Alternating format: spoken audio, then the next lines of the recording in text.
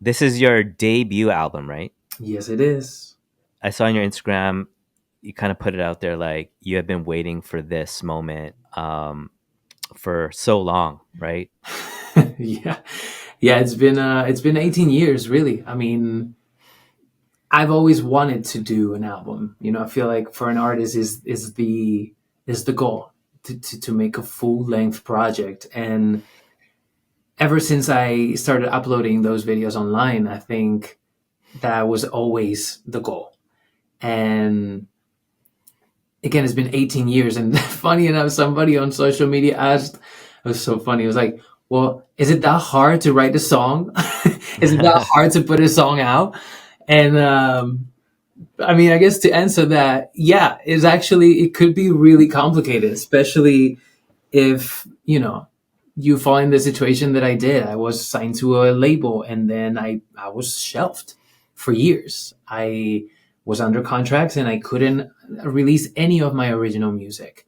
That's where covers really became so important for me because it was the only way I had to release music. It Mm. was my only way out. And so thankfully those covers exploded and they gave me a fan base, but I still couldn't release any original music. So when I finally got out of all these deals, because it wasn't just a record label, it was record label, publishing, management, it was all of it.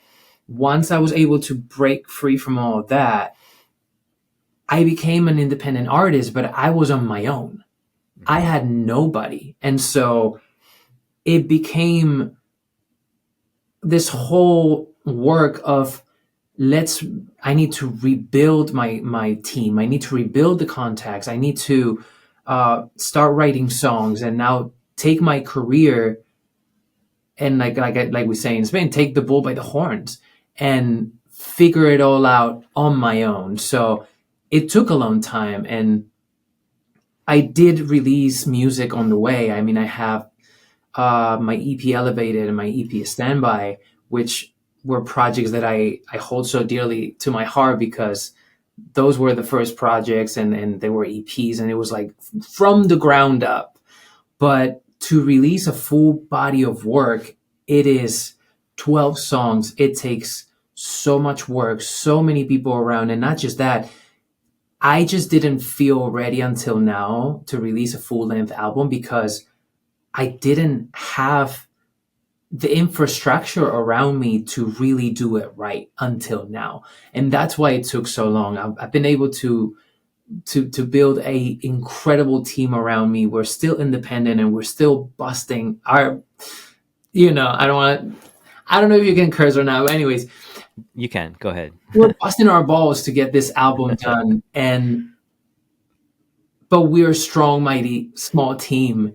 Mm. And now I feel in the perfect place to do this because of not only the work I've done, but the work of the people around me. I'm wondering if we could talk a little bit more about the record, the album as a whole. Is there a theme or is there a thread creatively that brought the whole project together?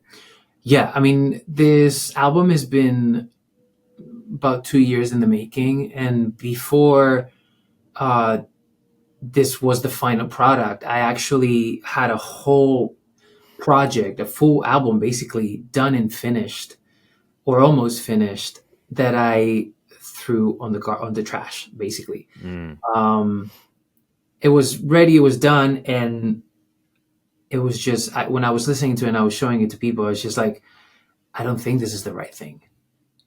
And there were amazing songs in there, but it was just not. It was just not it. I didn't. There was not a full connection to it the way I really wanted, and so some of my friends thought I was crazy because I was like, "How are you throwing that record out? That record is crazy." I was like, "I just can't do it."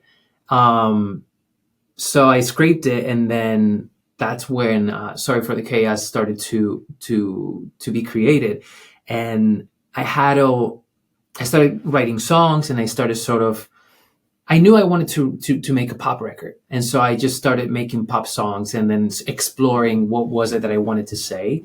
Um, and I knew I wanted to do a record that where all the songs fell as singles. I wanted to make the strongest album I could because ultimately, too, I wanted to be reminiscent of what made me fall in love with music, which was top 40.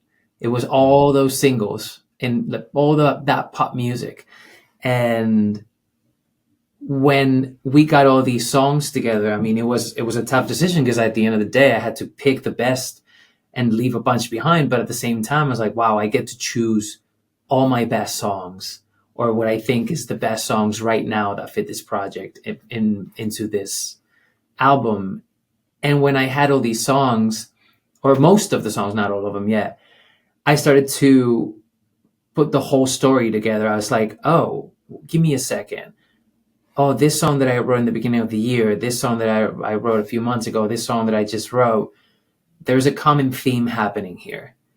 And then the title sort of started speaking to me. There was like, oh, nuclear and starve and aftershock and fallen and boots. And so everything felt so chaotic. It was like destruction or like some sort of, there was something in my psyche, that was already speaking to me.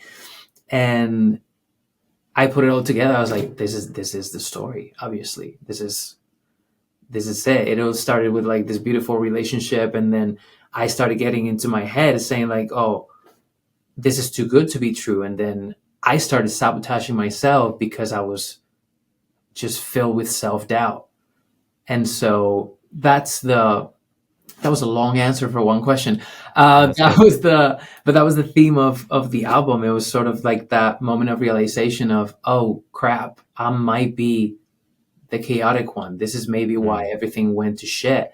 Mm. Um, so it's like that circular thing of like, oh, I realized let's fix this, and I'm sorry for the chaos. Was that thematically about one relationship that you went through, or was it like multiple relationship? And then it's kind of like, wait a second, the chaos I've caused to multiple people, or is it just the chaos No, no, that you my caused God, to I'm one not person? this like horrible. No, it was a relationship. Yeah.